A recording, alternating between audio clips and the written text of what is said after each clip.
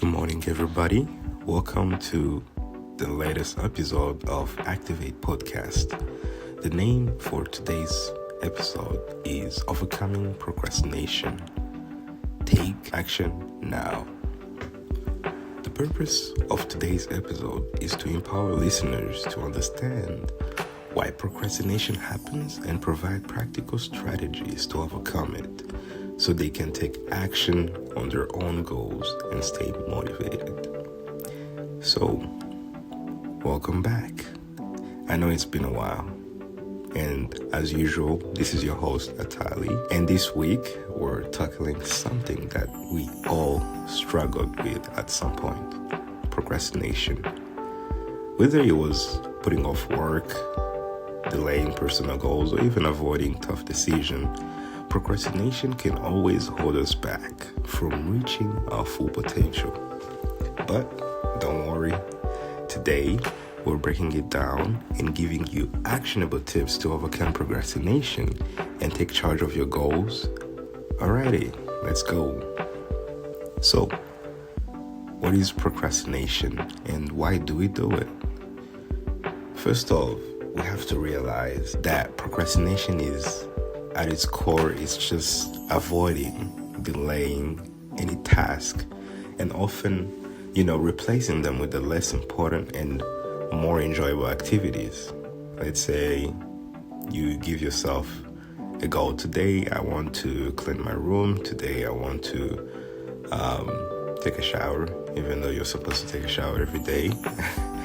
But let's say you have those two goals. You want to first take a shower, and then after that you want to clean your room.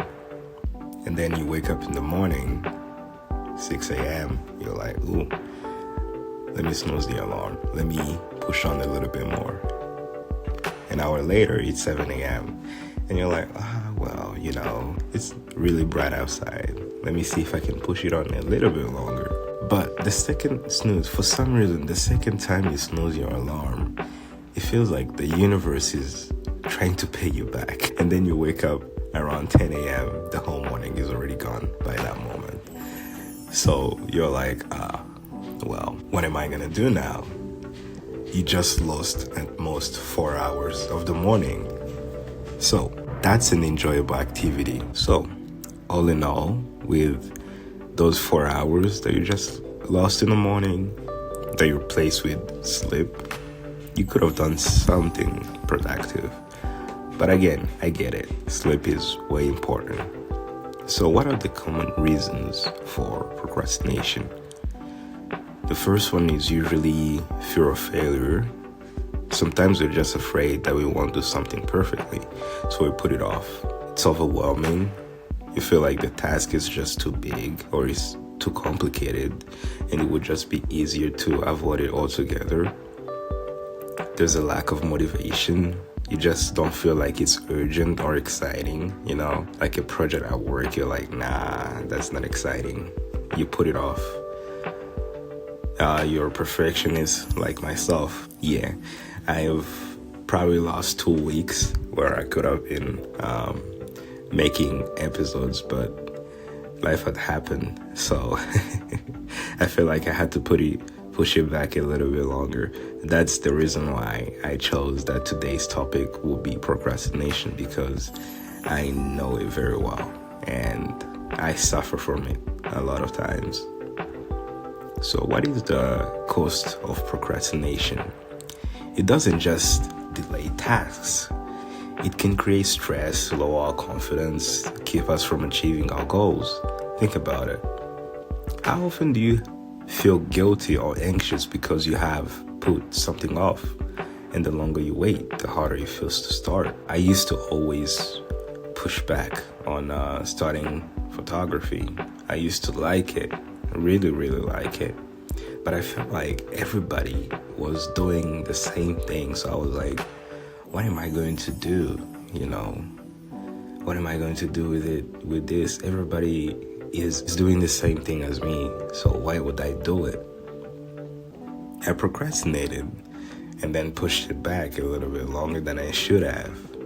But once I decided to go into it, it's all fun and games, but it only takes one small step, just as the astronaut Neil Armstrong, one small step for humanity, one small step for man, a giant leap for humanity. So you just take a small step, and then the 99, for some reason the universe covers it. And if you believe in if you're a Christian or a Catholic, you take the first step, and then the other 99, Jesus is going to take care of it. But hey, so here's the good news. Procrastination isn't really a permanent habit. It's something we can break with the right mindset and strategies. So, how do we overcome procrastination? First off, you gotta tackle it head on. You have to look at it in the face and be like, today, I'm gonna do this. So, for those who think projects or everything are overwhelming, you break the task into smaller steps. Breaking them down makes them smaller, manageable, and it's more achievable. Hence, you can focus on the next step, not really the entire project. Use the 2-minute rule. I read this, responding to an email or tidying up your desk. That's usually something that can be done in 2 minutes. Do it immediately. Once you start doing that, then you start figuring out, what's next? Self-imposed deadlines can create a sense of urgency. Hence, if you pair those with prioritizing tasks by importance to stay on track, you should create a sense of urgency. That is, you give yourself a deadline. That deadline is going to help you prioritize, okay, what do I need to achieve before I can move on to the next thing? And in a small, manageable task. Eliminate distractions. Procrastination always loves distractions. If you're going in a meeting, turn off the notification. If you're going to start doing on something, turn off. I was about to say turn off the lights, but no. Close the door. Clear your workspace. Set the specific times for focused work. You always need to eliminate the distractions, because that way then you have enough time to work on your things. And also, you should always reward yourself for the progress you've made. We talked about this in the previous episodes. Celebrate the small wins. That way, you stay motivated. Rewards can be as simple as just taking a break, or just even enjoying a favorite snack, or just watching a movie. Reward yourself. I've always also dealt with procrastination. I've delayed taking action on some ideas that I have had because I was just overthinking or just afraid of failing. But my brother told me, start. Don't think, start. You're going to have enough time to think after you've started. That I can assure you. But if you keep pushing, let's say usually people when they're about to start a business, some of them always get stuck in the research phase. But you should never stay in the research phase longer than you should. Usually they say read 3 books or read 3 articles on what you're about to work on, and then start. After you start, I promise you're going to have enough time to think about the next steps, Because if you stay within the research phase, or if you stay within the thinking phase, you're just creating more and more stress. Once I started using some of these strategies, I noticed how much more confident and productive I felt, because now I already know that I can do it. I just have to break things down into smaller steps and always remember to reward myself. So, why does taking action right now really matter? Remember, the hardest part is often just starting. Once you take the first step, even if it's small, you feel a sense of progress that motivates you to keep going. Action creates momentum, and momentum leads to results. So, as you head into this week, think about one thing you've been putting off. What's the smallest action you can actually take today to move closer to completing it. Start there, and you'll be surprised by what much you can achieve by the end of the week. Next week, we'll be talking into the topic of resilience.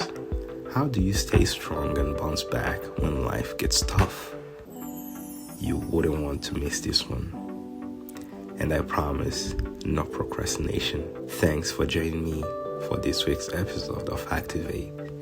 Procrastination might feel like a roadblock, but with the right tools and the mindset, you can definitely overcome it and start taking action today. If you found this episode helpful, don't forget to subscribe, leave a review, and share with a friend who might need a little push.